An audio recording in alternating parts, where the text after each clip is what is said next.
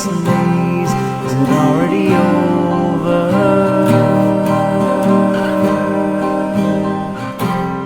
Is it already over?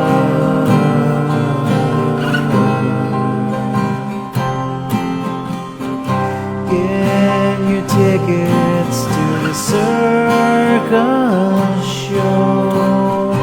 If you don't, then you'll never know. Take a stand while you have the time. Drown your fear and keep hope alive. Be the change that you want to see. Be the wrench inside the machine.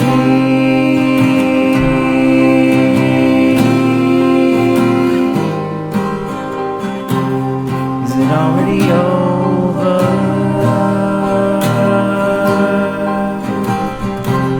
Is it already over?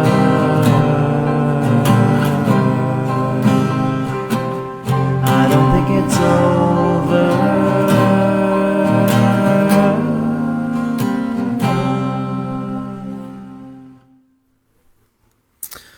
All right, good evening, everybody. Welcome to Small Town Underground. This is a special Sunday Night Live. Long time in the making. Antonio and I were wanting to try to do this at least once every couple weeks.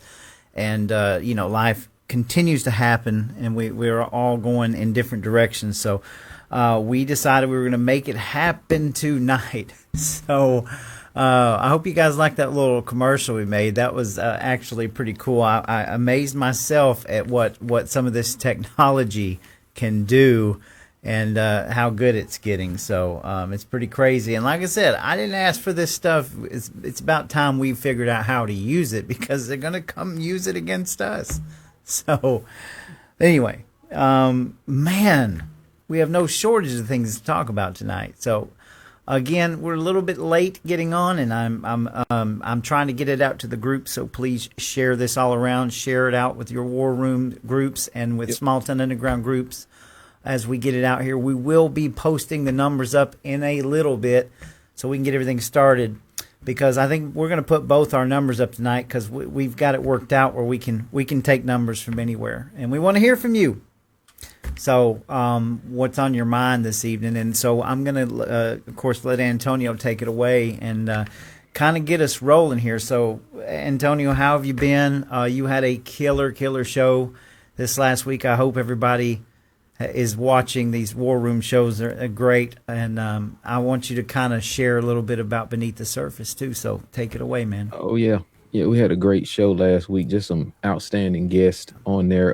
Shout out to the Small Town Underground and the people that support your show, man. It's just a great group of people, really starting to be from all over the state, especially that Northwest Georgia crowd and that group. It gets a little gnarly in there, but there's just some freedom-loving patriots in there.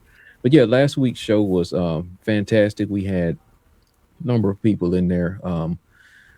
Holly Kessler stopped by just to talk about a few things, talk about the court case and the judge pretty much blocking the Trump administration from getting the information. We also had Mark Swanson on there, a host of other people. So if you guys haven't saw that show, make sure you go and check it out. Also, brand new media network brought to you by, myself and others. This network is for the people. Right now, we've got Beneath the Surface, Ann Eubank from Alabama Watchdog. Shout out to Ann Eubank. Just been bringing some incredible information about the New World Order, from Common Core to 15-minute cities, data centers, how this stuff ties into the digital ID, some of the leveling of Gaza. So if you guys have not been following that, make sure you give Beneath the Surface. We have a page for that, but also make sure you follow SNL Media Network. Right now it says SNL News. I kind of goofed that up and named it wrong, but make sure you follow these pages. There'll be others. We'll probably be pushing some small town shows through there, and talking to a number of other people, because we come across so much talent and subject matter expert. And it's always been my dream to try and help elevate other people, because I'm not the smartest guy in the room. I'm just here, just a regular guy trying to learn things. But there are some very learned people that are in our space, and I just want to give these people the opportunity to be able to have their own show. And it's really me more so pushing on them, saying, "Hey, I think you got it. Don't worry about it. It might be rough around the edges. Let me produce a show for you, whatever." The information and the truth is really near and dear to me. That's why I appreciate you guys, what Roy does here. And we're trying to expand the field because we have to take over the media right now. I know it's a lot of stuff to be frustrated and discouraged about. We got our voices shut off at the convention here in the state of Georgia. So this is how we bounce back. We come back with a vengeance. We support each other. Some of these rooms I know we don't want to be in. Some of them I don't want to go into. But I encourage people to try to stay in these rooms as long as you can and make a difference. But and show beneath the surface, I'm thinking about a launch maybe in about 30 days. She's out of town right now, and we've discussed a number of things. We already have the brand and everything lined up for that. If you guys know of or any more talent out here that either maybe Roy needs to take a look at or I need to take a look at, I want to be able to do that and try to elevate some other people. We're talking to at least one more person, and I'm trying to pour this on Roy right now, but I'm really thinking about putting together a small board of directors for SNL. And SNL Media, it means salt and light. For all those of us that are believers, believe in God and know that Christ is King, and know that God came and died for us. That's really what it represents. The salt is the preservation of the opportunity that we have there. The light is the gospel of Jesus Christ. Neither one of them, I won't say that the gospel of Jesus Christ is no good without the salt. It is the salt. The salt is just a mechanism that God provisions for us and provide, which is government in these political offices and leadership. And I'm just trying to take this element into the space of media, because we need more of that here in the state of Georgia to inform people, to motivate. We can use these things as our rally points. And that's what I'm trying to do with Salt and Light Media, SNL Media. So Roy's already a de facto partner. I don't know if he knows it yet, but I guess I'm breaking that news here on the show. But that's really what we want to do with that. And we all still have our own pages and all of that. But if we can grow an umbrella brand together, that would be my dream, and have this thing controlled and by and for the people. Absolutely. Like I said, I love the idea of it. And of course, we're going to continue to support each other. I know that there's more and more podcasts all over this state. People are grouping up and trying to bring information together. I love to see it. I love to support it. And so I think it's a great thing. Ann Eubanks is somebody who's absolutely fabulous. And she's all over the information that I absolutely love. Talking about and mulling over for years. And so adding her and putting on a show is wonderful, like just a show centered around that. And of course, that's what it's all about. I'm not in this I need Antonio's and others in the spear, or else I just want to walk away from this, right? And that's what it's all about. I think I'm not up here to, I don't even feel like changing anybody's mind, or, I'm not up here as an authoritative figure. We're up here because we want to talk about these things. We want to rationalize, come to point A's and point B's, and mostly we want to do it together. I just got finished with a good show that will be released in a couple of days, where the bottom line is that if we don't sit down and start talking about this stuff, and we don't come to some sort of consensus of how we move forward, this machine is just going to break apart. And I don't think that either you nor myself or anybody else really wants it to happen. We just want to fix this machine. We want to make it better. And if we're not out here, what's the point if we can't do it, or at least let the machine die trying, right? That's how I feel about it. So yeah, Antonio, go ahead, bro. Go ahead and give me your call-in number. I'm going to type it in now and get it up there, and then I'll get mine up there. Go ahead and do yours. My laptop's been acting a bit crazy, so I didn't even. That's fine. It takes forever to boot up. It's not a problem. I'll get it up here. I didn't do it, and I know the regular line we normally do it in, but I think the last time we tried it through the computer screen, it wouldn't work. So we got to get together, I guess, and try to troubleshoot that. We Gotcha. haven't had a chance to do it. Well, look, man, we don't have, there is not a shortage of things to talk about. So, No, it's not. I mean, the Lindsey Graham thing. yeah. The Tyler Robinson trial is happening. Mm-hmm. I mean, I don't want to say the trial, but I guess it's the preliminary thing, Roy. You know a bit more Yes. about court and criminal prosecutions than I do. So yeah, What- we can kind of start there tonight. Let me pull this. Let me get this number pulled up. So the call in number's up. Give us a little bit. We'll get everything started. I'm gonna put that right there. There we go. So yeah. So I've kept pretty well clear of this whole Charlie Kirk situation for a long time, and the main reason is because I'm not an authoritative figure. I work in with law enforcement. I believe that innocent till proven guilty. The conspiracy theories surrounding Charlie Kirk and his murder have been absolutely crazy. There's about 7 total conspiracy theories that have been laid out for the last 10 months. And what I find disturbing a little bit about it is that the government claimed that they had all this huge, it was piles and piles of information, and why we've allowed these conspiracy theories to continue, right? And so it's not in my place, right? Charlie Kirk was a beloved, conservative person that had a huge movement, and it was totally killed. He was taken away from us, and so I feel like we've had a lot of providence come from all that. But moving along, last week was the preliminary hearing, and basically what that is, if you're not following, is that the prosecution and the defense are going to lay out their case to the judge to see if they can even bring it to trial. And just a couple of takeaways that I want to get here, because I, again, am not going to go down any conspiracy rabbit holes about it. I did not watch the full court cases, but I watched daily 2 or 3 different channels that would bring you up to speed. They did lives on it. Bottom line is, there is a lot of compelling evidence to show that Tyler Robinson was Charlie Kirk's killer, assassin, right?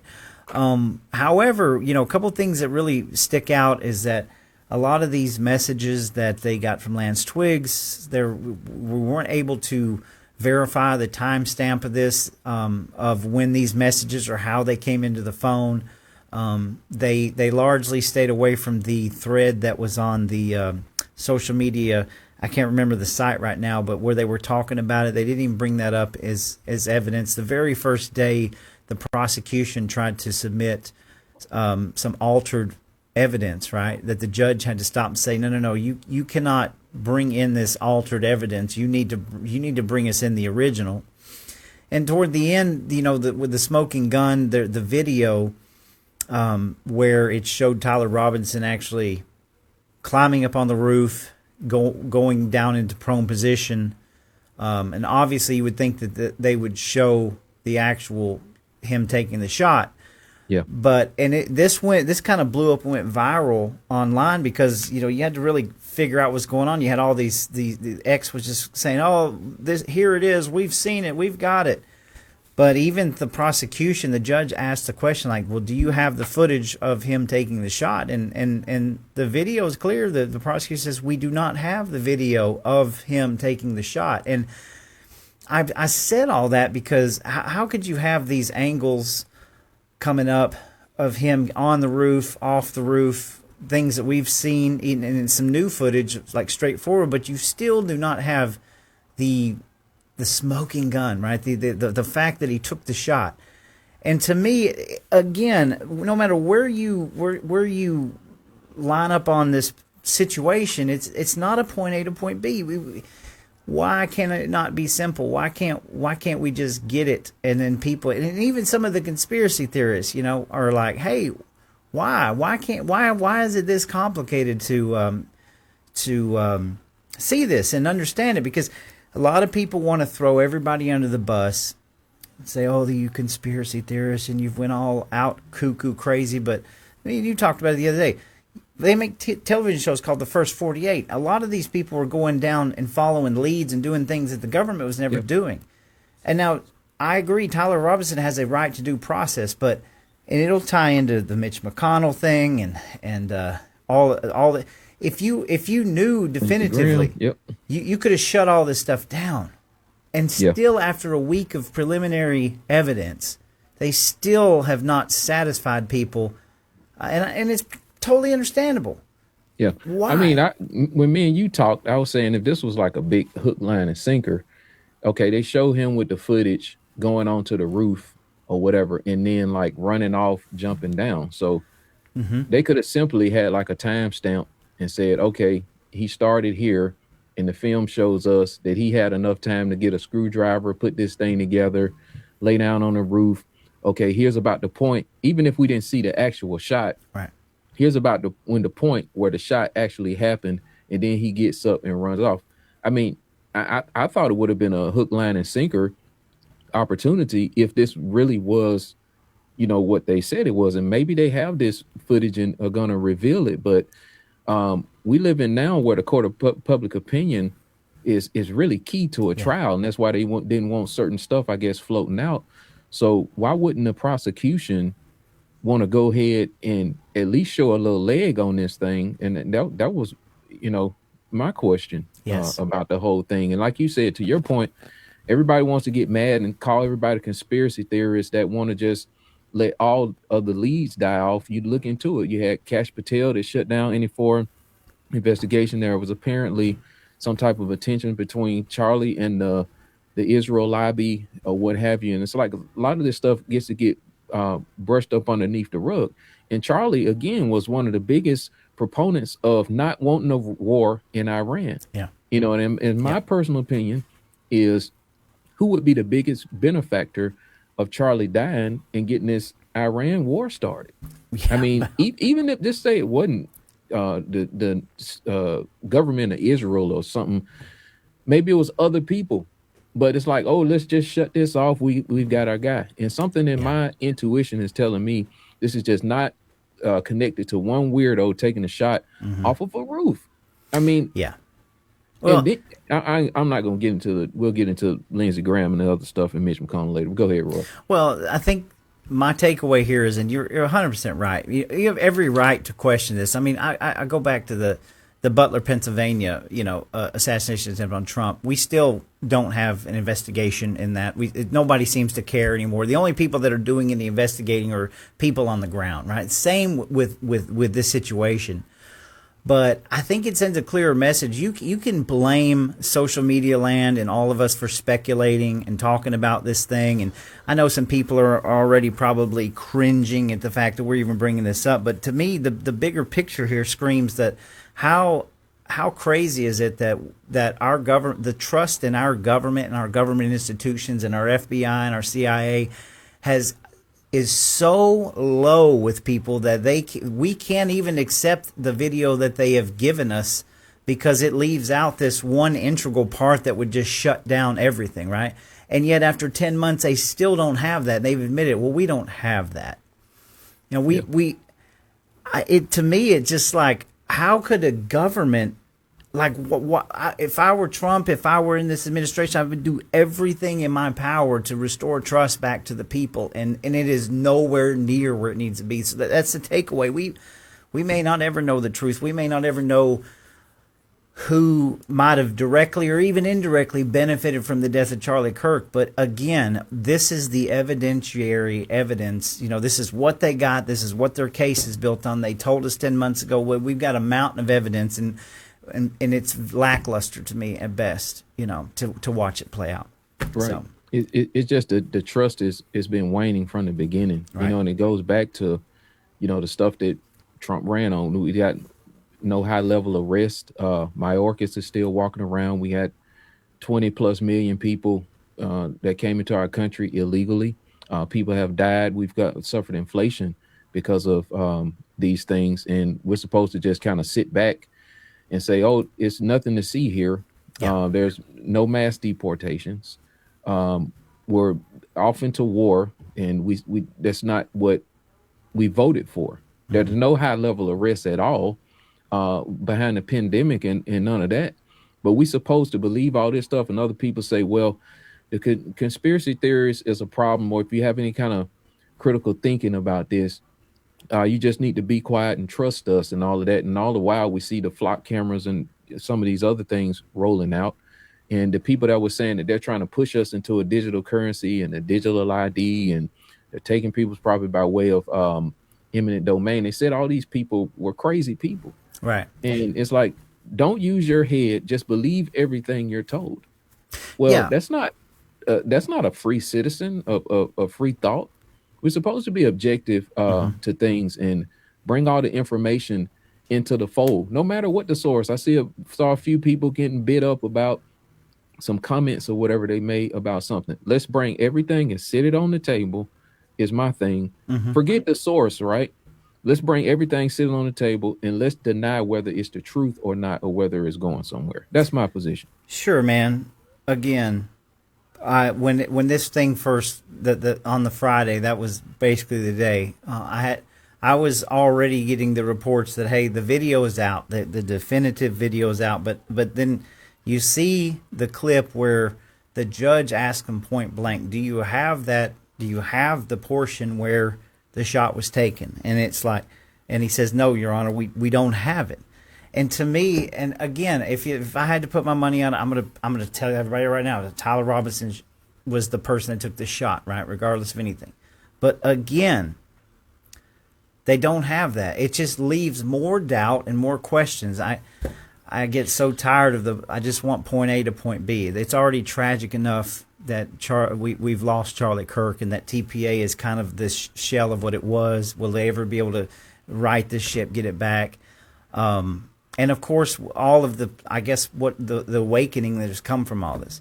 But again, I don't want to see, I'm not out here for blood. I just want it to all make sense, and I want these conspiracy theories to go away, right? I want to rest easy knowing that, hey, what the government's got, what the prosecutors got, it is what it is, and I don't think that we've been able to settle that, at least not from what I've seen, So It continues.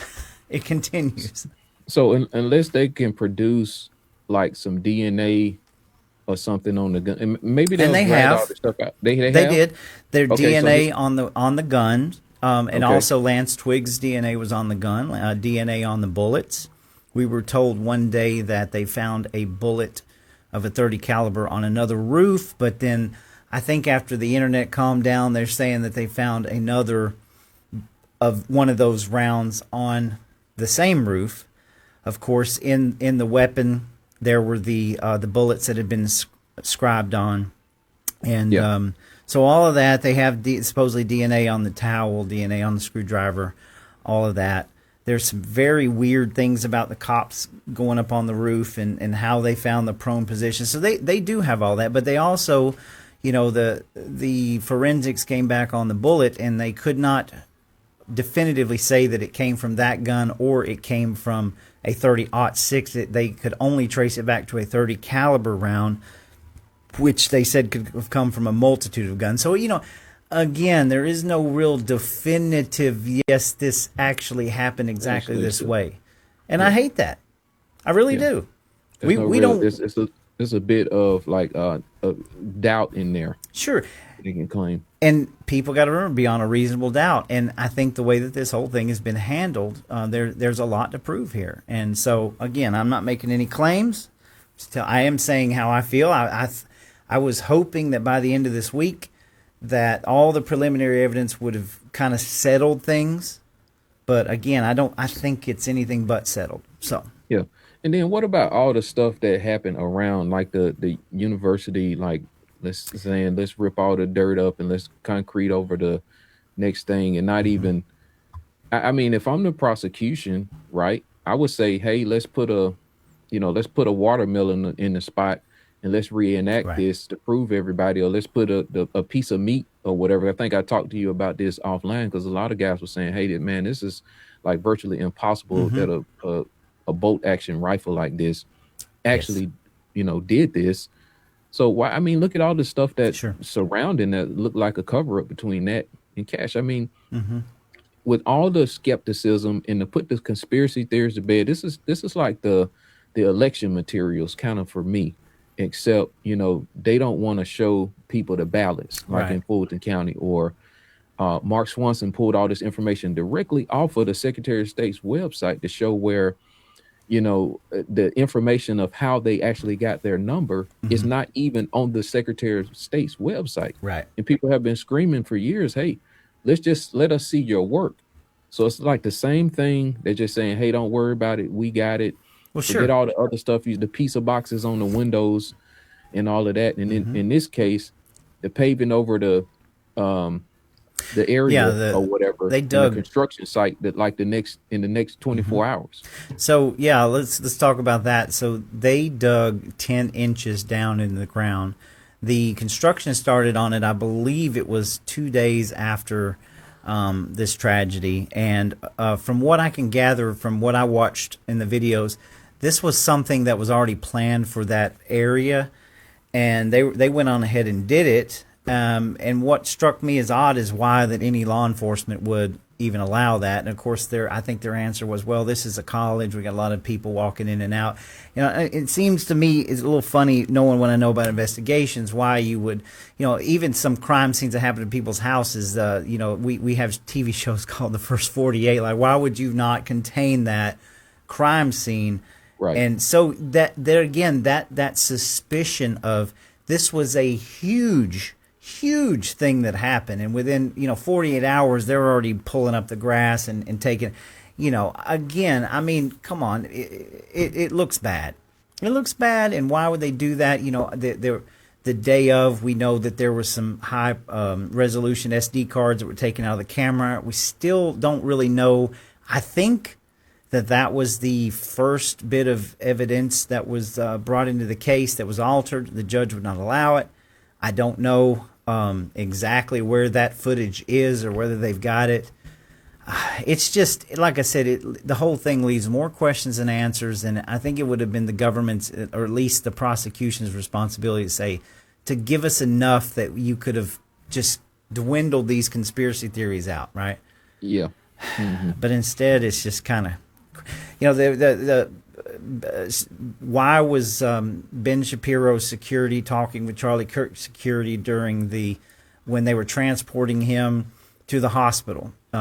Why were the EMTs not allowed to even look over Charlie? Why did they skip this hospital and take him to this hospital? Why was Tyler Robbins' name, Google searched up to 48 hours before this? I mean, there's so many questions there. The Lance Twiggs telephone, you couldn't see the timestamps because very conveniently in the top left corner where that would be, the phone was cracked. I mean, you got too many eyes on this and not enough definitive, proof that, hey, this was what transpired. And then that leaves the mind to wander.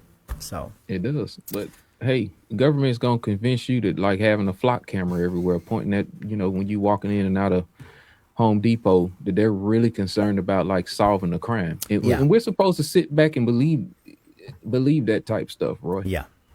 Behind all of the stuff that we saw, and that's where the frustration for me comes in at. Mm-hmm. We're supposed to just go shut up. You're asking too many questions. You're a conspiracy guy. Matter of way, we're gonna put all these cameras up and stop all the crime when they let 20 million plus illegal aliens come into the country. Yeah. And there's no mass deportations, but they want to stop crime. Yeah. Right? All right. It's not believable. It's not. I don't know. We've been inundated here in Georgia for how long? 6 months of election after election. Everybody's got election fatigue. We come out on the other side of that. I think everybody's just wanting to just take a step away from it, and then we're looking at our government, and just within the last week, we'll go into this. Lindsey Graham has died. Mitch McConnell, which was funny you mentioned that, because I'm going to show this. I haven't. I'm not pulling it up on my phone, but I mean on the computer. But if you guys, everybody can see that. So I just happened to look down 2 hours ago, and this is breaking. I guess a couple hours ago, Senator Mitch McConnell says a fall led to his hospitalization, breaking weeks of silence about health conditions. So, again, so I'm trying not to be that guy, and I don't know if there's a video or not. This is what I'm seeing, but I think that's where we were all leading to, was like, why this crazy suspicion around Mitch McConnell and allow these conspiracy theories to fester when this has been going on for weeks now, and it's just now breaking. Like, you'd have thought that, a few days ago somebody could have got a video. I mean, his wife was over in China messing around. This wasn't a big deal, but apparently this thing has been hidden for a long time, and it's like, my God, man, if you allow this to fester, where do you think it's going to go? That's what struck me. Again, the conspiracy theorists that have been saying that McConnell's wife is a quote unquote known Chi communist agent. How do you leave the side of your husband and fly overseas after a medical event like this for him? I mean, that's just nobody does that. Right. So how could people like me, yourself, and people that support your show and some of the work that we do not believe the same, that something is not right here? Right. I totally agree. And while we're speaking, I'm reading this article. I'm going to put in Grok, is there a video showing Mitch McConnell? Because it's one thing for them to release a statement. Think about it. If we ran things this way, like if you think about it, you're married, and your wife can smell a lie pretty good. My wife can smell a lie pretty good. Like, if you're acting this suspicious about things, like, it's very suspicious to me that Mitch McConnell is apparently out, unconscious, found at his home, been in the hospital for weeks. Nobody says a thing until all of a sudden somebody looks up and says, "Hey, Mitch McConnell's he's not around."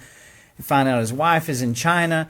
Nobody knows what the crap is going on. Nobody in the state of Kentucky, the governor of Kentucky, nobody. And then all of a sudden, the wife comes back, and within, 24 hours, there's some supposedly released statements talking, well, we've talked to Mitch McConnell for 20 minutes on the telephone. As this stuff is coming out, we're all sitting here scratching our heads going, hey, this doesn't make sense. If you're talking to him about geopolitical stuff, why isn't there some kind of video? Like, we want to know, because why? Well, guess what? If something happened to Mitch McConnell, there'd be a special election. There's a lot of ways that your mind can run rogue from this. But again, it's up to them to squash these things before people get a hold of it. It is. And what's wild is I'm looking at the statement. It is extremely long for someone who's like on the edge of being incapacitated. I mean, it is super long, Roy. I'm talking, it's like 1, 2, 3, 4, 5. Yes. 6, 7, 8, quoted 9, by the way, right? Pretty lengthy paragraphs. I mean, who writes all of this stuff? Right. I mean, it's like overcooked, kind of like the text messages between, in my opinion, between Robinson and the other guy, whoever he was talking to. It's like way overcooked. These people ain't figured it out yet. You got it up, Roy? Yes. You can show people. It says, no, there isn't. Here we go from Grok. It says, no, there isn't a publicly available recent video of Mitch McConnell appearing fully okay or speaking normal right now. However, there's a picture where it shows him in a checkered suit standing next to his wife, and he is this. If you read the release, and like Antonio said, it's a whole big long conversation, but no publicly available recent video. So you're telling me he's like laying up in a hospital bed in his red checkered shirt and everything's hunky-dory. Guys, this is what breeds conspiracy theories. Yeah, it is. Because we looking at this stuff saying, okay, just zip my head up in the back. Because and mind you, folks, this has been going on since June the 14th. It is the 12th of July. So think about that. You call me crazy for wanting to question this. This has been nearly a month to the day that this has happened. So, I don't get it. It says ambulance video obtained neighbor footage showing him being loaded onto a stretcher in an ambulance. Does not show him okay, of course. And then, there was even some wild theories today on X talking about some of the neighbors had to sign NDAs, non-disclosure agreements. They went around to all his neighbors. Now, why would they do that? I don't know. But it leaves more questions than answers here. Yeah, why wouldn't they not want the public to weigh in with the truth to shut the conspiracy theorists up? Even the governor, though. He released a statement like today saying, hey, we don't know what's going on with Mitch McConnell. I'm the governor of the state. Like, we would like to know something. Yeah. Oh, it's crazy to me. It is. And then the thing with Graham, Okay. his sudden death. And then people did pile in and say he had heart problems, Right.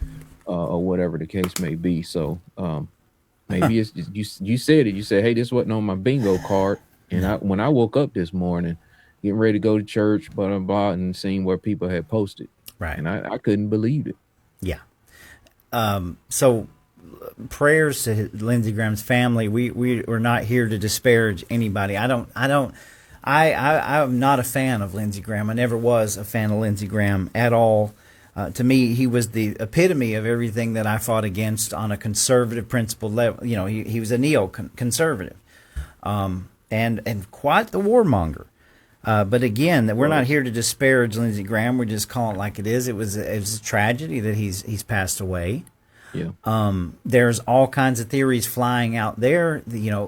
I have the pictures where it showed. I guess it was yesterday. He was at some sort of secret Ukrainian facility that was manufacturing these new types of drones, and that none of this is. I haven't been able to corroborate this whole story, but apparently he left that facility, and then Russia, they fired like six missiles in his facility, blew the whole thing up. And then later on that evening, he was having stomach issues and had a heart attack, passed away. But again, the conspiracy theories are flying about that too. But it gets much crazier than that. People are even saying that he's been, he It's died a while lot of ago. coincidence going on, in my opinion. It's like, what was the chance of Charlie Kirk dying and the war getting started when he was the biggest person that was against it? Right. I'm not saying it ain't possible, because obviously he's not here anymore, and then we got a war. Yeah. It's just been quite a few coincidences coming out. It is. It's just.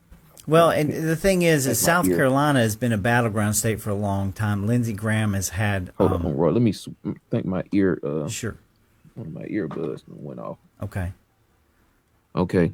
But Say something, Roy. yes. Okay, I can hear you now. So South Carolina has been a battleground state for quite a while, and Lindsey Graham has had it on lockdown. And so I would hope that the playing field will be opened up to possibly getting somebody elected in there that's less of a neoconservative, less of a sort of the like getting off of the track of the warmongering and trying to kind of fix some of this stuff, because we do not celebrate death. I don't care who you are.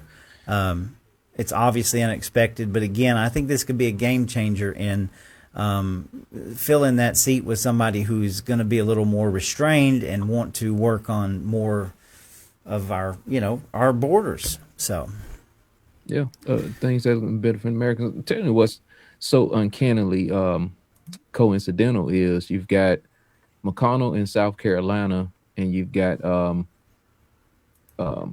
Lindsey Graham. I mean, in Kentucky, and then you got Lindsey Graham. Well, Thomas Massey just got primary in election interference by one of the biggest foreign lobbies that we know. Absolutely. And now that I don't know what's going to happen there, but I would personally like to see Massey fill those shoes in. I mean, I don't know what the likelihood of that is. And then you got Mark Lynch down here in South Carolina. I mean, we don't know where any of this is going, but the irony in that, is wild. I think you've said it. Like these things that we're not even expecting. Like if something has happened to Mitch McConnell, and the conspiracy theory out there is that they would be inclined to hide that fact long enough, I believe, until August or so, because they would be forced to do a special election. In that case, Thomas Massey could run for that Senate seat, and it's believed that there would be not enough time to have another bought off election like they did. And have a big rally, plan all the logistics and all of that stuff. So you have that playing out in Kentucky, and then you, like you said, South Carolina. You got Mark Lynch, who's making some major waves with conservative, patriots, grassroots, wanting to change that status quo. And now that Lindsey Graham has passed away, there's a much better chance. It's going to be real interesting to see what goes on in South Carolina now that this has happened. So it will. Yeah, man, Yep. it's just it's wild to be sitting here. And like I said, 2 hours ago, now we have a picture of Mitch McConnell in a whole coherent conversation about everything under the sun. Still no video. I don't know why his wife can't just like do a 5-second clip and say, "Guys, y'all are crazy. I'm posting this to X right now," and then we can all go, "Okay, yeah, we're crazy. He's fine." But again, Well, we go don't ahead. have that. Well, look, after a while, people start to kind of get it. They start to figure it out. It's like, okay, we supposed to got the Epstein files, and now all of a sudden, oh, we're gonna do this big release, and then the White House a couple of days ago, I guess, put out some UFO, and it's like nobody paid any attention to it for real, because enough people have woken up and they kind of realize what's going on here, Yeah. and I think on a lot of levels we're being lied to, and many people that I know have vehemently supported the president. It's that they don't want. It's not that they want to like torch the president now. It's like accountability. I mean, you said it, online and offline. In a lot of ways, because he's deviated so far off his agenda, he's kind of downgraded himself into like just a regular old president. Yeah, it was And he went, yeah, go ahead. Go kind ahead. of been sort of irrelevant, right? Because I covered this. This is not anything pro or anti-Trump or anything like that, and that's part of the psyop. But I'm not going to go into how I think that we're compromised or maybe who or what, but it's obvious that our government is compromised in many ways. And I feel like that Donald Trump is somewhat compromised right now, right? Because his whole agenda, everything that he ran on, everything that we spent the greater part of a year and a half talking about has been completely sidelined. And I covered this in my data centers video. Lots of strong executive orders from the beginning about data centers and technology and meetings with Bill Gates and Sam Altman and all these people. And here we are in this mess, right? Where they're trying to muddy up this what we're worried about most and try to politicize it, right? Oh, you're talking like a Democrat. And I think that what happened was, they found this opportunity, and I mean the proverbial to get Trump in a position with Iran where they talked him in. I mean, he's admitted this. They talked him into it. I think they sold him a false bill of goods and said, "Hey, you're going to go down to the history books as being the greatest president for solving this. And you're going to be able to just be the Nobel Peace Prize." And Trump bought it and said, "Let's roll with it." And now we're on our like 40th, 41st war is back on, and we're stuck over in Iran Straits again. closed is open. Yep. And that's all that he's been able to do, and everything else around us is just kind of fallen by the wayside. So you can make your own assessments, but we're just looking at it for what it is. We should have been talking about infrastructure and the Maha agenda and fixing these elections. I mean, we've got a year and a half now. We still can't get the Save America Act, and I think it's hilarious to me that they release a quote today that Lindsey Graham was, "Hey, we're getting ready to pass this SAVE Act." I mean, what are you going to do? Kick the football until the last day before November? I mean, like, what is this that we're going through? We can't get something as simple as that. We've still And not even got if anything codified. Nothing. If something, God forbid, were to happen to Trump tomorrow and another president were to take over, God forbid, a Democrat, well, they could just undo everything that he's done because none of these executive orders have been codified yet. So what are we going to do, folks? We've got a completely dysfunctional Congress who's not doing anything. They only passed what really kind of like maybe one and a half things, like the big beautiful bill. Yeah. And then all this funding for the mass deportations was supposedly wrapped up in that, and that was supposed to be, I guess, the trade-off. Right. And all of that got pulled back because see, this whole thing, this whole operation, this whole scam and con is built on illegal immigration, which is slave labor and the drive the wages of American people down. And the second is the tax theft. I mean, there was a chart that I saw that came up earlier about how much money each state sends overseas. And I mean, it was in the billions of dollars.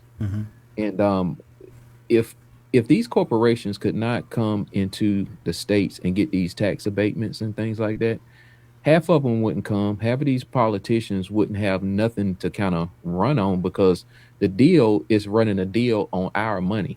Mm-hmm. They have nothing else to offer because really how the game is supposed to go. But if it's set up like on territories, right? Because I look at the government and try to imagine them being a criminal organization or like a gang. Everything is about the territory. And I kind of think when me and you talked offline of this certain individual or group of people that try to run Northwest Georgia. Well, that's a territory. So they look at these territories, they look at human resources, they look at natural resources, and they see how they can make a deal based on the work that the people have done in that area for years and years. So when a corporation comes into the area and they say, oh, we want to go to Northwest Georgia, they've got A, B, C, and D. Well, that's the time that a deal is supposed to be struck and the people of Northwest Georgia is supposed to win. Right. Not selling us that, hey, you bringing us jobs and all this other garbage when they take our tax money, Roy, and split it up, get these people these deals. And the people in the area, the taxes never go down. They leave us with contaminated stuff like PFAS and all this other garbage or whatever. Then we got to sue to try to get it. Then we have a governor that passes tort reform to where that puts a cap on that on some levels. Yeah. So we always, it's never what they say it is. This thing runs off those two things, Roy: illegal aliens, cheap labor, and the theft and taxation of our money. Our taxes. Sure. I firmly believe we're the corporate welfare state. We're not the only one. This machine is been able to grow itself into this conglomerate where you can't make heads or tails of it. And people like us, I think that we're kind of the minorities. We're the sore thumb to stick out because we want things to make sense. I want from point A to point B a straight line, right? Just give it to me point A to point B, but you're not going to get that. You're never going to get that. It's got to go through a zigzag and a myriad of different lines, and it's almost become too big for itself to the point where it's unsustainable. And it's sad that knowing what we know and what I think the trajectory that we were on, right, to right this ship, to fix everything, only to be embattled in another war in the sandbox. Ukraine and Russia completely escalating. I mean, whatever happened with Lindsey Graham, God rest his soul. If it's true that there's continuing to bomb further into Kiev and Russia and Ukraine, we've got things are out of control. You brought up money that we're sending overseas. Tim Burchett every other day has pushing his bill because we're sending millions of dollars a month, still sending them to the Taliban, for crying out loud. I mean, that is insane to me that we could not get that bill passed in a heartbeat. And you talked about immigration. Well, guess what? Alligator Alcatraz is shut down. I mean, the whole thing seems to just be waning in the wind. And again, I don't want to be doom and gloom. I just want to know, where are our wins here? Thomas Massey, several of our legislators have said, hey, the reason why gas prices have been so low is because we've been using our strategic oil reserves. Now, we know that under the Biden administration has sold a ton of these strategic reserves off, right? So if that is correct, and we're using up our strategic reserves to keep oil prices down, what happens, God forbid, if we run out of our strategic reserves while we keep going, Strait of Hormuz is open, Strait of Hormuz is closed, because Trump genuinely is trying to get us out of there. I fully believe that Donald Trump wants a peace deal and he wants to get the heck out of there, but something always seems to happen a day or two after we get really, really close, right? And you be the judge of that. I'm not here to go conspiracy. But again, something is thwarting this, and I believe Trump's trying to get out of it. But what happens? What happens to us if we use up all of our strategic reserves? Where are we going to be at? It's just like, I just feel like that we can't ever get it right, man. Well, this is all about the draining of the pandemic was the transfer of wealth, and this second part is the killing of the dollar to get us on the digital ID. Certainly feels that's like where they want to take us, and Trump, he bought into this thing, and I think that he took the wrong approach. And I'll explain what I mean.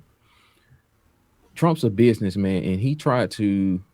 This is just my strict opinion. It handled this whole thing like a business deal when you're dealing with transnational criminals that are pedophiles Yeah, at the top of the echelon of this thing. it's true. That was war, Yeah, and I think that he should have just gone after these people and let everything else fall into place, because a lot of people still running around. Bill Gates and Leslie Fauci. I Wexner. mean, just go down the list. Yeah, These are most of the people that's in back of the destruction, really, of the world, not just America. yeah, But we have to fall because we are the bastion of hope, yes, and for people with Christianity can come in here and worship, and people can worship a rock if they want to, but the Christianity is really what's in place, because hmm, it is the truth and is the light of the world.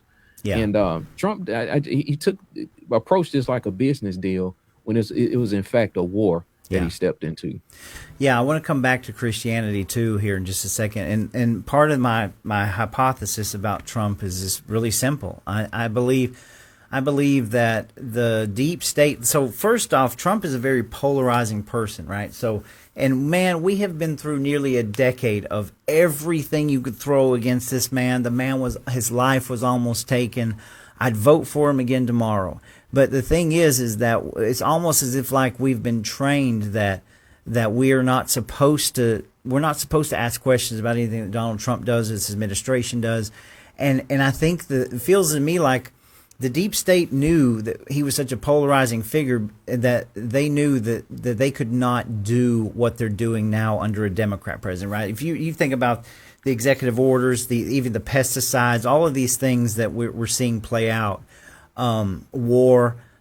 If a Democrat was in charge, if Kamala Harris was in charge, or even probably another Republican, like just a regular run-of-the-mill Republican were in charge, and they were making these kind of deals and moves, you would have like this very in unison, pushback from a conservative base being like, heck no, we don't want this stuff, right? But because it's happening under Donald Trump, it's the perfect polarization, because you automatically divide people on the ground. Because Lord help if you question like Donald Trump, trying to protect pesticides, right? Because all of a sudden you've just opened yourself up to an attack from the conservative base, where they're going to pull your MAGA card. They're going to tell you that you're not conservative anymore, and it creates all of this infighting. When the reality is that the deep state never went anywhere. Just because Donald Trump's in office does not mean that everything just, the ship righted itself. And it kills me when people try to attack somebody like me for bringing up the campaign promises, because one of the things that we applauded was that he was the first president to ever actually do the things that he campaigned on, right? But this time around, we're supposed to ignore all that, and say, well, you just forget about that. No.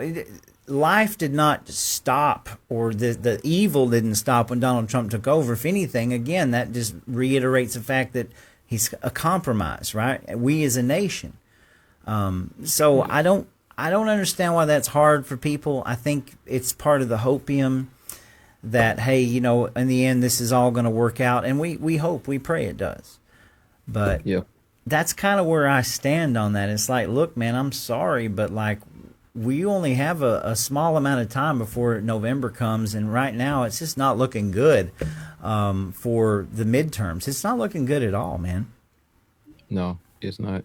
Well, Mark Swanson laid it out really good, and he always does a good job whenever he's on your show or he comes on War Room Georgia, and he just talked about how the Constitution was designed for us to have a representative form of government, and we, the sovereign, basically has the right to question and hold our leadership accountable at all times, and that's what this is. And I think that a lot of us have gotten spoiled and like, oh, we just Trump's in there, he's gonna handle it or whatever. And then when somebody like yourself may have a list of questions about what's going on, you become the problem, because now you're sending a signal to we the people to say, hey, something's not right. Maybe you got to come off that vacation and stop just going to work and vacation and that's it, and see what's going on in your life. Just because XYZ person is in there and elected right now doesn't mean we go back and go to sleep. That's Right. You say it all the time.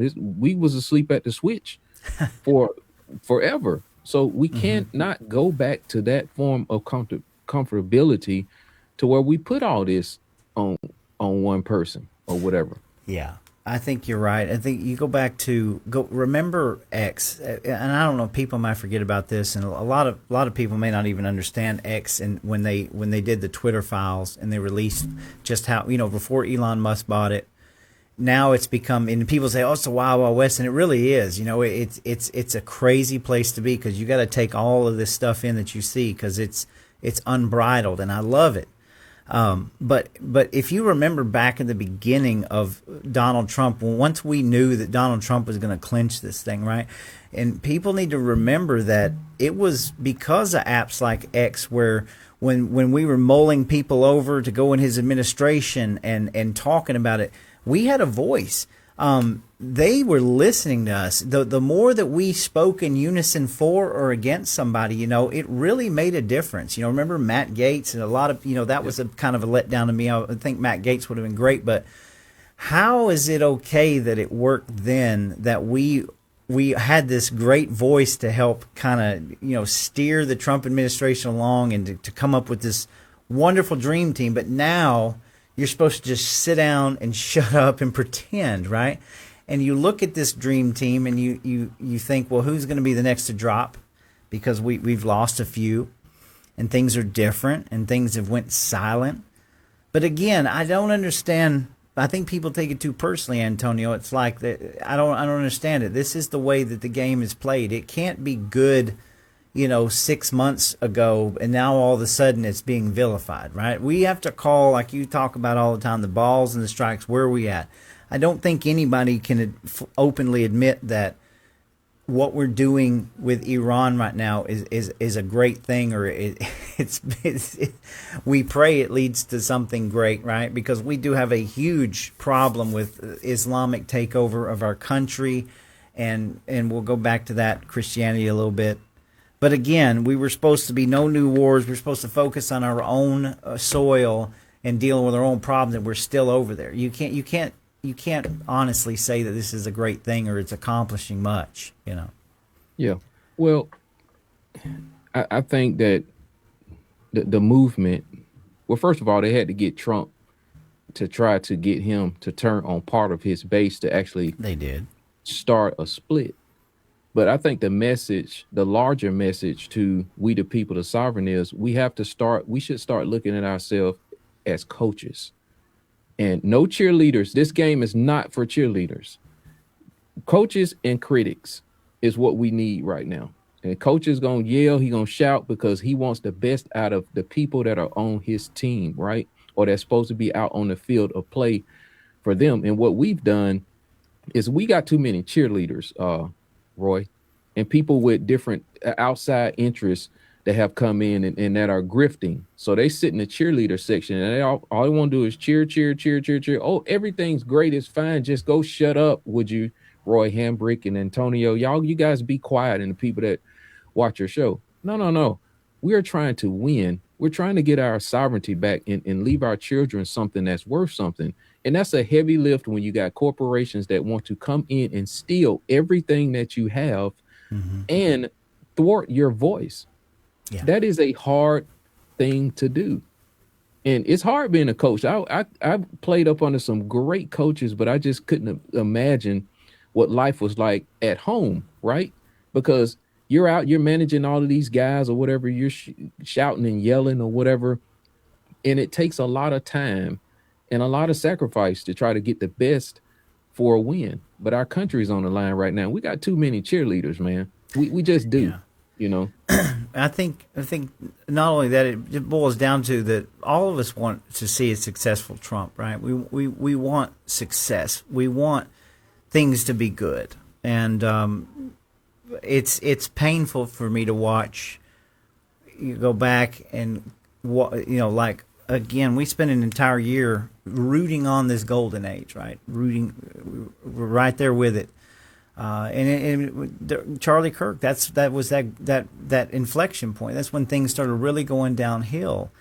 And I think ultimately, every single one of us want to have a successful Trump administration, and that's why we criticize the things that are going on, because there's not a whole lot that is leading to success right now. You know, not even with the data centers, because again, I'm not sitting here saying that we shouldn't have data centers. We understand this is a global thing. AI is coming whether we like it or not, right? But to point out the fact that the vast majority, just in Georgia alone, of data centers, the ink was dry before the first, normal Joe Blow even knew anything about it, is criminal to me. There's people that are sharing stuff, memos online this is the only thing we can get, where they were having secret meetings with OpenAI in Georgia and all these things going on. The people were left out of this whole thing. So when you have that kind of operation going on, nobody's trusting what you're doing. We all want this stuff to be successful, but it cannot be successful if we're not willing to be half and half in on it. And the same thing with Trump. It's not that we're out here. I'm not out here wishing the worst on anything. I just see these things and I'm like, does it make more sense to be still in another country when we've got 30 plus years of wars to prove that's not how we fix anything, right? Let's go back to the drawing board, to what we were talking about before. Like, hey, we had this plan that was going to make things really, really good, and we just scrapped that. We're over here. Like, that's where the criticism should be. Like, hey, let's stop playing around with these deep state goons. Let's clear this out. Again, nobody's been arrested, no accountability. Nope. Even Tulsi Gabbard on her last day, she released this report about the Russian collusion, and nobody's batted an eye. It's out in the ether. The election integrity, it's out in the ether. Everybody knows. Fauci, the Fauci files, what she released on their last day. That's what she released. She did the Russian collusion, but Fauci, nothing. It's like we're sitting here on autopilot, and everybody's too afraid to speak out because they're going to get criticized if they say something, and I'm sure we are too, because he's such a polarizing figure, man. The deep state is using it to their advantage. Yeah. So I don't know what else to do. I don't either, man. I don't either, and I don't want people to misunderstand me. Coaches do cheer for good things out of their players. They want to, but when it's time to say what the truth is, we have to do that in order, or else we don't improve. We don't get anything done. We don't get the win that we're trying to get. And I just don't feel like we're winning. And then it's kind of like you had this conversation, and I say, well, it's better. Yeah, it's probably as much better than having Kamala Harris. I got that, right? Yeah. But are we running with the momentum that we're able to run at, would be my question. This probably might lead me into this Rick Jackson, because I wanted to speak a little bit on that tonight. Sure. And it's like Republicans, BoomerCon has already started going into this thing. It worse than a Democrat talk. This can't be, if we get a Democrat and all of that. I'm so tired of hearing that, Roy. I want to figure out what people on our side of the football, again, is going to do to deliver a victory to the people that knock doors, that have made a lot of sacrifices, that support these candidates. Make it sellable to me, because I'm tired of hearing how bad. We know what Democrats do. We know they got depravity and all of this other stuff going on, but our taxes are not going down. We always claim the moral high ground. So when is our side going to do anything? Because if the best that, like a Rick Jackson or whoever has got to tell me is I'm better than a Democrat, hey, man, I don't know if that's going to be as sellable to me anymore. I'm not just speaking for myself. Right. Now, I'm not going to go out and vote for a liberal, because we fundamentally disagree on the baseline principles of things. But what do you think, Roy? Well, I mean, so number one, I've never voted for a Democrat in my entire life, right? But I've never felt more inclined than this year after everything that we went through in the Georgia legislature. So seeing kind of that clown show play out, I started reaching out to Democrats on my own just from their posts, like sending them messages saying, "Hey, I'm a Republican, and we just went through the same thing. So you tell me, you're sitting here saying that you want tax relief as well. What is your plan? Are you willing to sit down at the table?" And I thought briefly for a minute that there was a couple of Democrats out that you could actually talk to, but turns out that the vast majority of Democrats don't want to talk. Now I'm not going to blanket that whole category and say that there's not anybody out there that won't, but most people that are willing, I guess, to talk realize that they're not a Democrat. I don't know, but I would go away with this. I know that there's a lot of upset people, and I have people that even way older than me, they're like, I'm voting Democrat. I can't bring myself to vote Democrat. We all know what Keisha Lance Bottoms really is. She's let Atlanta go. Look, all I can tell you is that if you're not happy, abstain from it, right? I mean, that's what Brian Kemp did. I mean, during Donald Trump, but voting for the Democrat doesn't solve anything to me, because if it's going to happen, it's going to happen. We're going to deal with it. But I can't morally vote for a Democrat Party who, number one, won't even. A lot of our Republican legislators might be right. Maybe the Democrats won't sit down and talk, right? Maybe. Hold on, Roy. Go ahead. While you hold that thought. So Okay. it's breaking that Mitch McConnell's staff appear to have used an AI altered photo. You're kidding me. And Kidding me. This is then Kylie, shout out to Kylie Kramer. She said this is BS and the world knows it. Grok confirmed the photo of Mitch in the hospital is AI because of watermarks. Kidding me. But Folks, that's just two people have said it right now. Loomer and Kylie. So I mean that's just buzzing, guys. Maybe some of y'all can help us confirm that or not. How are we supposed to take? Roy, I didn't want to steal your thunder right now. How in the world are we supposed to take any of this seriously? How in the world are we supposed to take any of this clown show seriously? If they're using AI pictures from McConnell and yet another psyop on this is ridiculous. But again, I don't know what to tell people. Look, I went down that road for a minute. I reached out to some Democrats and said, "Hey, I want to talk. You tell me what would you need to sit down and discuss taxes?" Like, none of them hollered back at me. And then the one person that I thought that could have an actual conversation just loses it online. And I'm like, I'm not going to have these childish conversations. So my point is this: I don't know what to tell anybody about November, but voting for the Democrat is not the answer. That's not the answer. Whether you have to abstain from voting or whatever, Rick Jackson, bottom line, the man spent like $110 million on this campaign. Probably, I'm not going to make this assumption, but somebody was doing that shadow campaign against Burt Jones in the beginning, about $6 million. And now I don't see or hear hardly anything from Rick Jackson. I don't see any way that he's reaching out to his constituents. What I see is a major campaign to go into these cities and try to get Democrats to vote for him. I don't know what that holds in the future. I do believe that at some point this uniparty's got to come together to solve the real issues in the room, like taxes and elections. That's going to have to be done by sitting down and talking like grown-ups. But again, I mean, if that's the best that we're going to get out of Rick Jackson, then what is the point, right? If he's not going to answer the Shelley Winters thing, it's like, what's your favorite color on a Tuesday? That's not going to work. I'm sorry, it's not going to work. You're either talking about what we've been doing for years and how to fix them, or else I'm not interested anymore. I'm not interested. Yeah. But the Democrat's not the answer. That is true to what Roy just said. You go look up that video of Rick Jackson on Shelley Winters. Of all the smorgasbord of buffet of issues, data centers, election integrity, illegal alien invasion, and it's just so many things to pick from. That's Shelley Winters asked Rick Jackson, "Hey, how did you meet your wife? Can you give us like a few points of motivation?" Mm-hmm. It's the type of conversation that's happening. So, hey, I know none of y'all, but I call it BoomerCon radio. So, hey, that's what you're getting off of that. But whatever. I'm not going to go into a rant. about what I think about Shelley Winters, but I just think that was a huge opportunity to get some real questions asked. Yes, and And it didn't happen.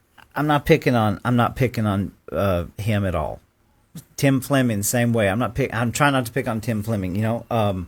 Guess what? He was over the Blue Ribbon Committee of the election integrity. His own committee said we need to get rid of the QR codes, and we still kicked him down the road. Like, I'm sorry, this is not me. This is the reality of the situation. Like, if anything, Rick Jackson, Tim Fleming, they need to be listening to this, and they need to be trying to reel people like me back into this, because, like, I'm out of gasoline. Greg Dozal is the only person that I've seen that's like kept his word and kept things rolling, and I'm kind of excited to see about what he's doing. This is the deck of cards that we have been dealt, and people like me that have been in throughout this whole thing, trying to support the things that really matter in the vaccine movement, the Mahav movement, the election integrity movement, the tax movement. You're going to have to figure out a way to get back to me, because I've just kind of, at this moment, my hands are up in the air, And no, I'm not going to vote for a Democrat. If anything, I just won't vote in November. I don't know what to do, But that's not the answer. So. Yeah, no, it's not. Maybe not, if I don't see myself doing that either. So, wow, that's crazy. So now they're saying that would say it's a chance that the photo ain't real. I mean, you just don't. I mean, here again, that's why people question every single thing. And I'm not saying people shouldn't question anything, but it's like, what can we believe here anymore from people? Yeah. And not only that, I'm just pulling up now. I'm going to save this photo to the phone, but there's a whole statement 3 hours ago from Senator Mitch McConnell's Facebook, like a whole bunch of stuff. So it's pretty wild. This whole thing is pretty wild. We live in a time where we've got more information at our fingertips. We're connected more, and we can't trust the dang thing that we see. You just can't trust it, So is that my fault? Is that your fault for pointing that out, or is it? That's my question. Again, you would think that by now it's been almost a month to the day, and this was hidden for weeks. It's not unreasonable for me to want video, some sort of evidence that will make me feel better that this man is alive and that this is not some crazy conspiracy theory. Yeah. Again, once trust is broken, like, it has to be rebuilt again. And I just, yeah, it ain't looking good, man. Well, so we're about an hour and 13. We do have a lot of comments. I don't know if there's any questions. Nobody's called in yet, so the phone lines are still open. But we got anything else we want to talk about, and then we'll move to comments and see what everybody's talking about. I think we about covered it. Okay. I think we covered a wide swath of things. Yeah. I mean, what do we miss, guys, in the comments? Yeah. Anything that's on your mind tonight, because this is we pretty much covered all this, and it's nothing new under the sun, folks. This is just straight up like looking at things for what they are. I wish, I have a lot of friends who tell me that the storm is coming, right? That this is all a movie, this is all a show. And you know what I tell all of my friends, because I don't disagree with them, right? Every bit of this could be exactly the 5D, 7D, 15D chess, whatever you want to know. I don't even worry about that stuff, because guess what? I'm already here, and I'm already will welcome it to happen, right? It's not my responsibility for the storm to come. I've been waiting on the storm to come for nearly 8 years. So if the storm is going to come, then I'm already here ready for it. And same thing when people talk about the Second Amendment, and I don't have no problem at all stating this fact, but it doesn't matter what anybody does moving forward with the Second Amendment. I will fight tooth and nail for my constitutional rights and the right to bear arms, but there will be no law written that will ever violate that constitutional right as long as I have a breath in my body. And anybody that thinks that they're going to take my Second Amendment away from me, they have a bad day. All right. And that's how I feel about it. I will sign every piece of paper, but none of these people scare me because I've already made my peace with the Lord. I'm not going to allow that to happen, no matter what kind of world they have in store for us. So, but yeah, I think, it's crazy. Charlie Kirk, 10 months into this, they'll start the case. We've lost Lindsey Graham. That's going to be a game changer in South Carolina. Mitch McConnell. What you think will happen there, Roy? I don't know. I mean, the deep state, Trump's already come out. He hates Mark Lynch, thinks that he's the worst person in the world. Why does he not like Mark Lynch? I'm just wondering. I mean, that's a good question. He thinks he's a nasty man. Everything I've seen about him, I like the man. He's talking my language, But who knows? How did he say that and then endorse Lord rest Lindsey Graham's soul, but how do you endorse a guy who said that J6 people need to be shot in the head or something like that? Yeah. Yeah. I don't know.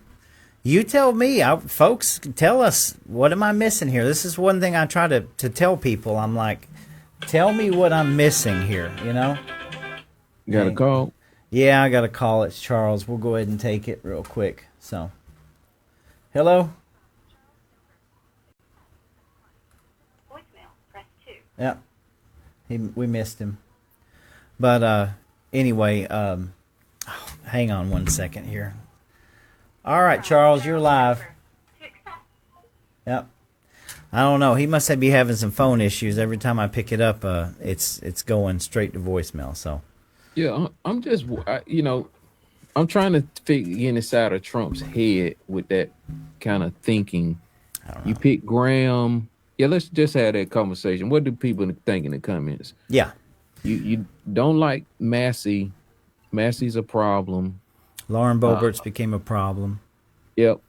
You don't like, you like Lindsey Graham, the bubble one king. I mean, I don't understand the logic behind that. I mean, is he one of the people that's one of the quote unquote friends that's gonna get hurt behind the Epstein? I mean, there again, my brain's doing it. Mm-hmm. My brain's asking the questions, Mm-hmm. and going into skepticism.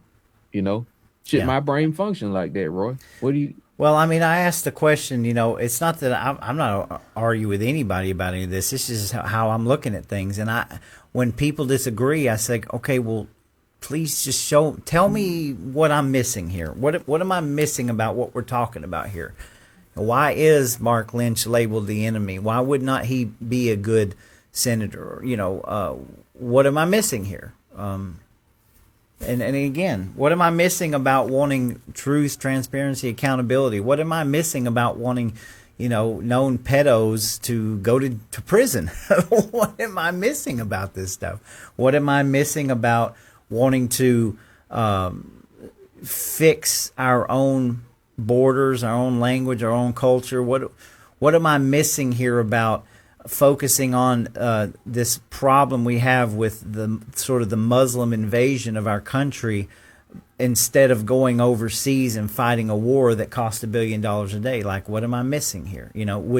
If you were doing it, would you do it that way? And better yet, if you took Donald Trump, the man, the person, if you took Donald Trump out of this equation and you put him over here and you inserted anybody else, would this be okay? Right? Because if all of this is based on the fact that it's just Donald Trump, right, and it's that polarized that we can't have that honest discussion, well, then we're screwed. You know what I mean? We are. You go back and you look at MK Ultra and you look at all these psyops and fifth generational warfare, and it's okay to believe all that stuff, and it's okay to talk about that stuff when it doesn't concern Donald Trump, right? But all of a sudden you insert this polarizing figure, and now it's taboo and you can't talk about it, and you're the one that's destroying all this. And I'm like, I'm just the spectator with my popcorn, man. Yeah. So it was never the founders left for kingship. And again, I'm not saying that Trump thinks of himself as a king, but there's a faction of people in the party. I mean, if your dedication is not to accountability and to the truth, I mean, I know I'm not talking to anybody that's listening right now, but somebody that may be tuning in later, peeping in on a Roy Hambrick show on Small Town. I mean, if that's not what your purpose is, then what is it? We got to stick to truth. And if whoever's off, if I'm off, I say it all the time. We talk to each other on and offline, Roy. Say, hey, I got something wrong. Pull me to the side. Tell me. Inbox me. Say, hey, send me something that's gonna set me on the right path. Sure. I mean, that's what we should be doing for our leadership. Otherwise, we don't have a voice, and we may be suffering some consequences of things that we didn't call for. Yeah. Well, And this war is one of those things. and we pointed this out several times. I'm not giving up on Donald Trump. There's no reason to give up on Donald Trump. I love Owen Schroyer, man. He gets to the heart of it. There's a lot of good podcasts out there that's already kind of given up. We're coming, I think, I speak for you and me both, but many people, we come from a place of hope. We still hold this light at the end of the tunnel mentality. We're like, something can turn around here, right? Because where we're currently at, it's not turning around quick enough to make a difference. But I still hold this hope that, hey, something good's going to come out of all this stuff. I'm not shying away from anything, or I'm done. It's crazy to me, man. I don't know. Yeah, but we just here to try to fight to get the best that's it. Best out of what we got going on. Let me show something right quick, Roy. Sure. You can stay where you are. Okay. I think I can. Let me take this because I don't want my lower third tag to come through on this. But speaking of what you talked about as far as the takeover, the Islam, here's a perfect example right here. Now take a look at this. This Tory Branham, shout out to Tory. Tory will be coming to Gwinnett to speak at the school board this coming week.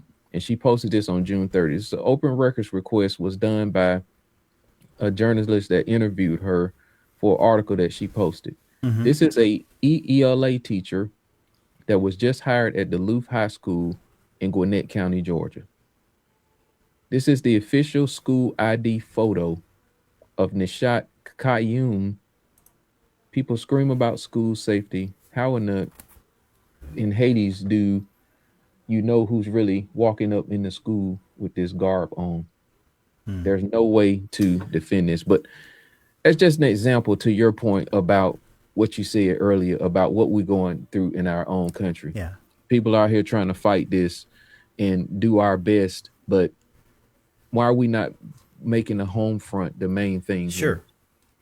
Well, I don't know if you saw that Alex Jones expose with, is it Sneeko, I think is his name?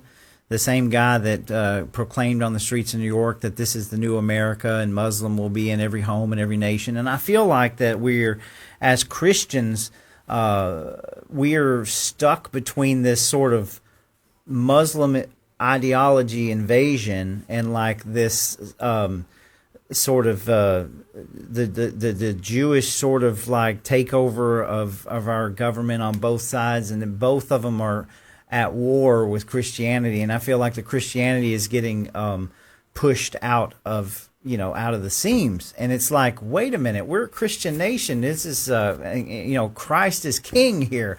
We were founded on these things, proverbially. We're here, but the more that you learn about the Talmud on the side of Israel and things like that, how they think and believe and what they believe about Jesus, and then you understand that the Muslims, they have this whole ethos that where they can do whatever they need to do. They can lie to you and tell you and all of these things. It's to kill. We're caught in the middle, and the bottom line is that the New Testament was the game changer, the equalizer. It created all men equal, and I think both of these other religions believe that they are like the king above kings. They're the chosen people, and it's like, no, we're past all that. There is no such thing difference between a Jew and a Gentile or Muslim. Like this is we are a peaceful nation under Christ that has died for our sins. But again, we're in this religious war, and it's all creeping into America when we should be on our soil saying, hey, Christ is king, and this is the way that we're going to operate, and this is the way we're going to worship. And we're equal in God's eyes, and You have the Muslims invasions taking over into the cities, and then you have the whatever you want to call it, the Christian like mega churches being taken over by this other, and we're just caught in the middle. Yep, You know. yep. The woke church I mean, that's just kind of catering to like the Yeah. whatever popular culture wants, and they're not really preaching the word and leaning on it, leaving stuff out. Just want to make people Exactly. feel good every Sunday. Tell Yeah. me that I'm wrong. I don't know. Maybe I'm looking at it too differently. I That's don't know. it. I just Christ is King. You know, I'm going to worship Jesus. I'm going to worship God. I'm going to be a Christian. I'm going to study the New Testament. I'm going to the 10 Commandments are what we're commanded to do, and that's the way that we're going to live our life according to that moral code, and that's all there is to it. And I'm not going to live any other way, and regardless. And I'm not going to bow to anybody, and I'm no better than any other man walking the face of this earth, and that is it. That's end of story. So That's we it. either fix it here or we become a conquered nation. That's it. That So- that equalization is freedom, and it is really true love and the free will that Christ gives us in by way of Christianity. That He came and He died for our sins, and He gives us a choice, and that's love. I Yep. mean, and no other religion does that. I mean, it's all about what you can do, but when Christianity is it's all about what Christ did and giving us an opportunity That's right. to be in His kingdom, That's and that's priceless, man. You know, it's priceless. I agree, man. All right, we're going to go over to comments here. We're going to scroll through them pretty quickly. So just shout out Lisa Adams, good to see you. Cindy Gwynn, good to see Lisa. you tonight. Aaron Spears, wonderful. Charles Stoker, Fight Back 1776, and he said it right out the gate, Christ is King. I totally agree with that. Whether you think that's a whatever comment or whatever, it is the way that we live, and ain't nothing or nobody going to change that on this show. Christ is King. If that That's right. offends you, go somewhere else. That's all. I don't know what else to say. Angela Rubino, wonderful to have you tonight. Angela, I didn't get a chance to post that flyer. We'll do something separate for it later. What you got, Angela? Send it to me too. Well, it's they're doing a national day of protest on data centers for humans Okay. first. And because I was running late, I didn't get a chance to post the flyer, but I'll make sure to send it to you. I'm going to do a whole separate thing about it here very soon. Okay. So, all right, yeah, just tag me in it, Roy. okay, we'll do. Good to see you, Sharon Franklin Seckinger, JJ Lewis. He says, "Tell Antonio that I got 5 on it." JJ, well, we did some stuff together that'll be released in a couple days. Can't wait for that to get out there. Brady, good to have you tonight. Donna Abbey, good to see you, Donna. Let's see. Brady says his prints are on the gun rounds. They found the kit used engraved message on the rounds. Like, bro, it's a closed case. Again, I don't want to disagree. I'm not here to delve into conspiracy theories. I'm just saying that this preliminary evidence week, I was hoping to get definitively. You know, you're probably right. Again, but it wasn't exactly the mountain of evidence that they had. I mean, there's still. I'm not even going to argue with it. Like I've said it. I think probably Tyler Robinson did it. I think there's enough there. But again, there's still enough doubt there because the definitiveness of it, you know, because also there's DNA that was on those things that they were told to disclude because it had the Lance Twiggs DNA on it. Just more and more questions, but the trial will go on. And we'll be watching. But again, I appreciate the comment. Like I said, I'm not talking about any other avenues.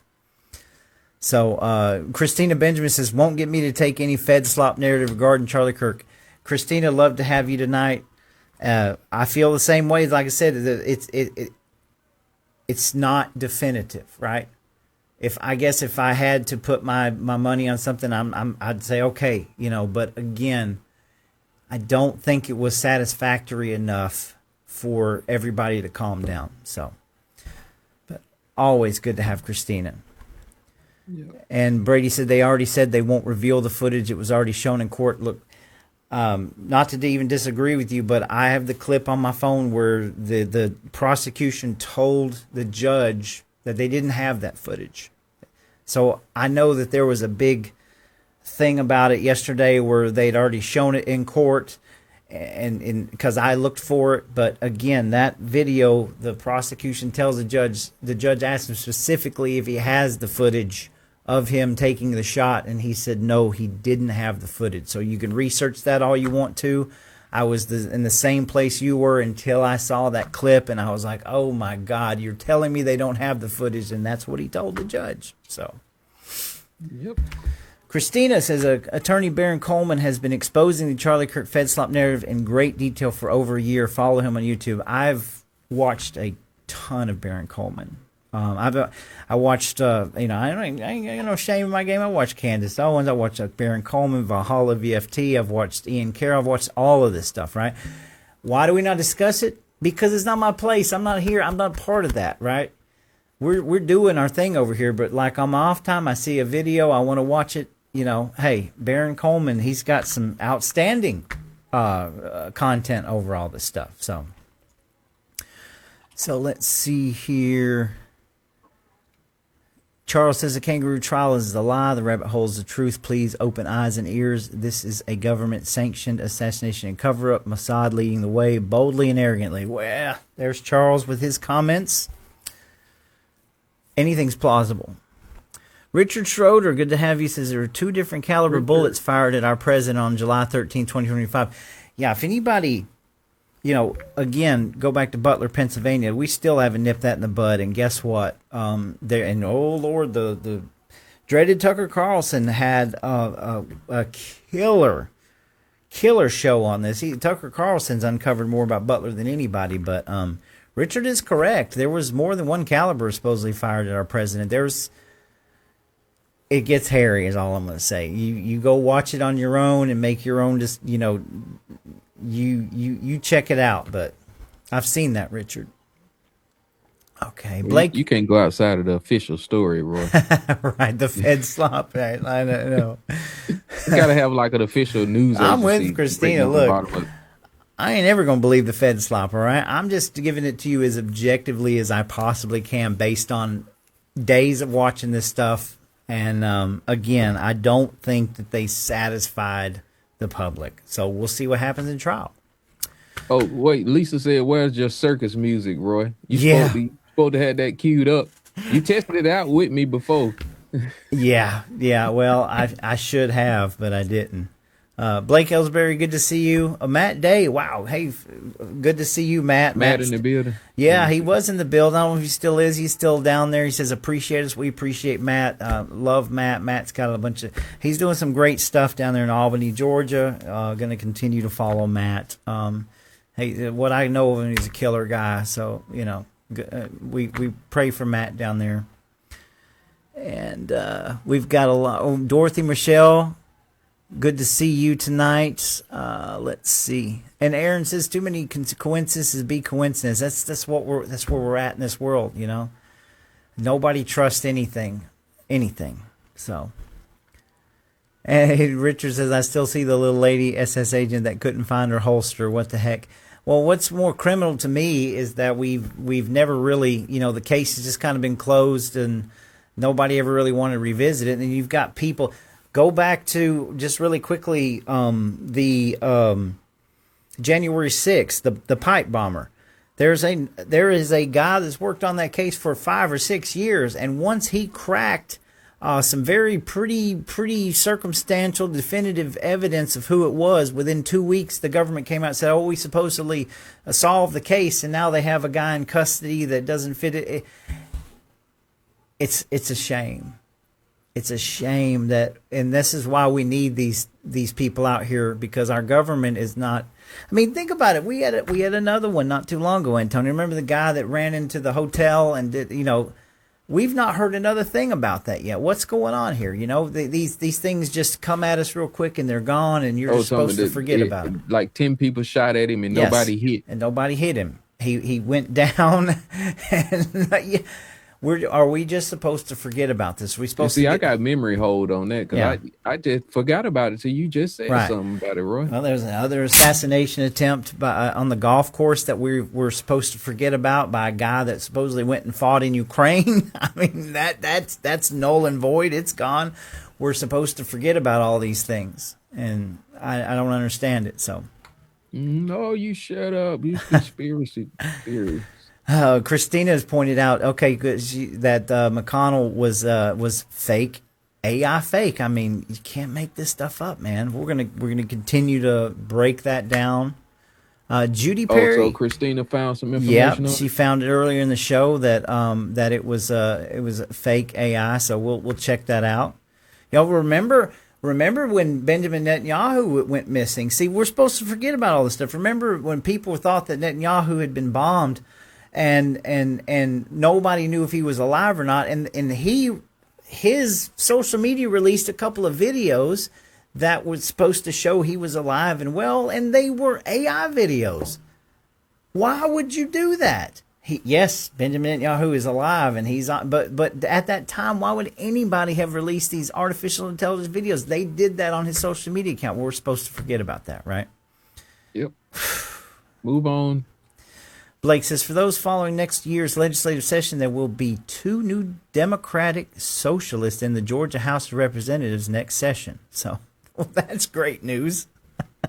Thanks, Blake. You just made our nights better. Yeah. Wanda Nolan, good to have you tonight. Let's see. He said Lindsey Graham had a heart. Come on now. We're not going to talk ill tonight of Mr. Lindsey Graham.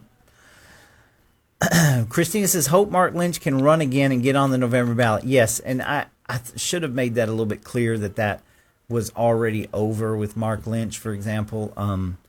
He had already been defeated against Lindsey Graham. I totally left that out. Thank you for saying that, Christina. But yes, I would hope that Mark Lynch could run again given the circumstances, right? So, Yeah. and she said, what an amazing thing that would be if Massey could run for McConnell's seat. I mean, Oh, yeah. That was 100% with you there.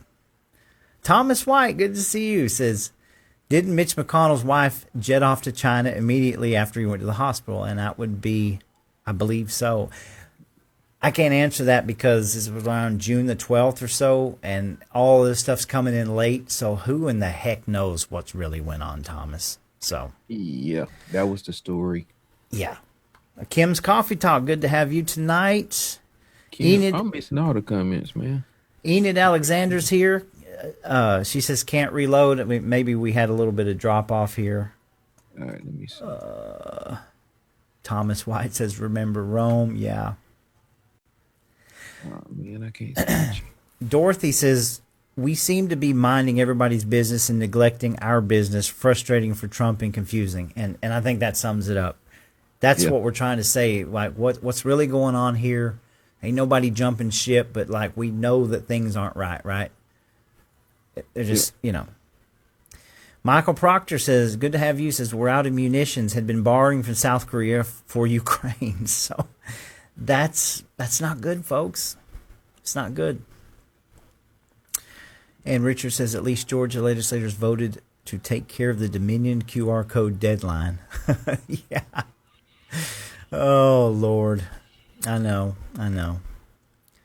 Blake Ellsbury says local governments do not put in moratoriums for no reason. It is a reactive response. So, yeah. Don't even get me started on that, Blake. We are watching that very, very closely. So, let's see. Great show from Richard Schroeder about Mark Swanson and Stacey Doran. You guys did a killer job, too. That was wonderful. Lisa Adams, go ahead. No, I was just saying they did. Yeah. All right. Lisa Adams says, I just don't understand why they try so hard to hide nothing. If there was nothing to see, why hide it? Transparency is a thing of the past. Spot on. Why can we not get from point A to point B ever? Why does it always got to zigzag into all these different crazy areas? I don't get it. So. Eula Ledford, good to have you tonight, says, hey, to understand what's going on in this present time, one has to know Bible prophecy, especially on Iran. They are a big player in the end. God is in control. Read the Bible and you'll understand it all. So I do believe that God's in control. That is my saving grace, is that God is ultimately in control. This is, again, why that I'm not out here giving up on Donald Trump or this administration or just going just washing my hands, because ultimately God is in control, and that makes me the spectator. And my Yes. duty as a spectator is to say, hey, things are not right, they're not well. We have to be that collective conscious that reins us in, I believe. So Yep. thank you for that comment. All right, gonna go on down here. We got a bunch of good ones from Richard, and Charles is there. Sharon Holland, love you. Thank you for watching. Michael Proctor said, "Why did Trump like Lindsey, Mister? I'm going to get to the bottom of the Russian collusion hoax." Which, there you go. Ooh, Lisa Pierce with us tonight. She says he will pick Nikki Haley. Wow. That will be very interesting if it ends up being Nikki Haley. I forgot all about Nikki Haley being over there. Thank you for that comment, Lisa. That's something we need to get our eyes on. That'll be crazy if he picks Nikki Haley. So, wow. Yep. Lisa, I love you down there in South Georgia, Lisa. Can't wait till we all get together again. Such a great patriot. Yep. Yep. And Christina says, I hear Trump really appreciated Senator Graham's support of his SCOTUS appointees, especially Justice Kavanaugh. Yeah. I mean, you can't look over and say that Lindsey Graham was I don't know. Be nice. I'm going to be nice. Be nice. Be nice. Be nice.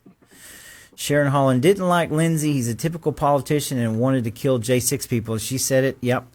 That was, God, can you imagine that comment? That was ridiculous. I mean, we go back in the memory hole and it's flipped upside down. So Lisa says, the only good is that the people wake up. And I think that's what we're all trying to do, is just stay awake, understand what's going on, and make it make sense, right? Yep. And Lisa's gotten busted out by her husband. He says, you're supposed to be in bed, young lady. Yeah. I saw that. She says, mind your own business. I saw that. They kind of went on a tirade between the the couple of people. It was kind of funny. Man, we got good people. Neil Howell, Christ is King. Love to see Neil Howell in there. Thank you, my friend. Jan Sheffield. Hey there, Patriots. Hey there to you. And woo, Lisa's got a good one about the Tyler Robinson's preliminary trial worth mentioning. Yes, so I'll just go through them really quickly. The DNA on screwdriver and towel also came from Lance Twiggs. We covered that. The woman who provided the ring footage of the car reported it was driven by a bald man with 3 passengers. That is true. The limping man switched the legs. That's on video. If you go back and you watch this preliminary hearing, he switches the legs. Alleged to be Tyler Robinson arrived at campus, walked to the quad, met with representatives from TPUSA. That came out in court as well. Do you understand? Like I'm saying, it's not cut and dry. It's more questions than answers. The officer who responded to the Losey Center said his body-worn camera stopped working when he arrived on the roof. He said it. I watched his testimony. His body cam just stopped when he got on the roof. Okay? Like I said, coincidence after coincidence. The officer who responded to the low-C roof was accompanied by an unidentified man with a gun and badge from an identified agency. Yes, that is true. And guess what? They do not know who that unidentified officer was, or if he was even an officer. They don't have a name. They said it during the testimony. Is that not coincidental? Officers have no identifying for the person. That's it. Let's see. They can state only the guy on the Losey Center roof was carrying a long item and cannot state that it was a gun. So again, they can't even prove that it was a gun. Okay. The head investigator said he didn't know that Charlie Kirk crime scene was paved over until he saw it on the news. I said that earlier. They didn't even know that it was going to happen. So you're talking about the lead investigators on the case not even knowing that 10 inches of ground were going to be dug up. Very, very questionable stuff. Very questionable stuff. So, okay, guys. So I think we got Brian Parker. Good to see you tonight. I owe you a phone call. And Noreen Cantor asked the question: was Lindsey Graham assassinated? It's one of the conspiracy theories out there. But again, wow, what a bunch of great people. Antonio, we needed this show. And again, folks, I just want to say, hey, we ain't giving up on that. We're right here. We're watching this thing play out, and we're going to continue, and we're going to do our best to steer us through the right direction. I mean, that's all we can do. That's all we can So. do, man. But, man, we're going to get off here in a second. Antonio, I appreciate you coming on. By the way, you guys need to go subscribe to Beneath the Surface. You need to go over to War Room Georgia and like, share, subscribe, support him and everything he's doing. He's building this thing up. And I want to give you the last word, man.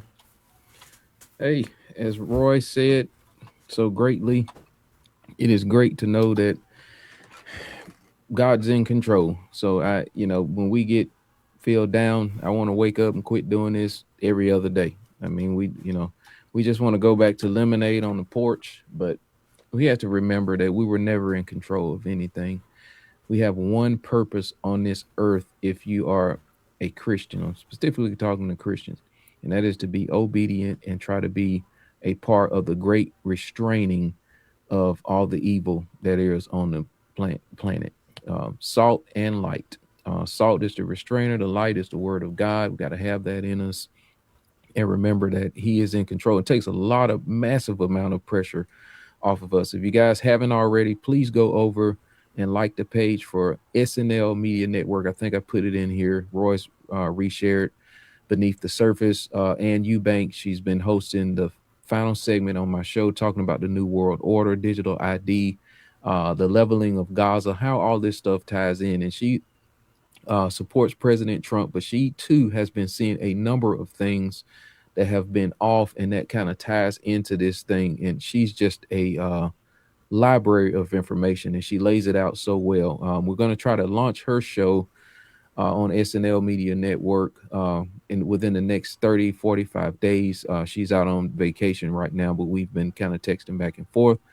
We've already got the pages set up. I just need to do some beta testing with it, and we're going to try to bring as much talent as we can forward for the movement, because this is what this is about. War Room Georgia, you guys have supported it. I appreciate that. We're going to continue doing that, and but I've come across so many subject matter experts that are very learned and talented, and I just think that they need a space to just kind of fire at will, and they'll still come on my show. They'll be on Roy's show and all of that.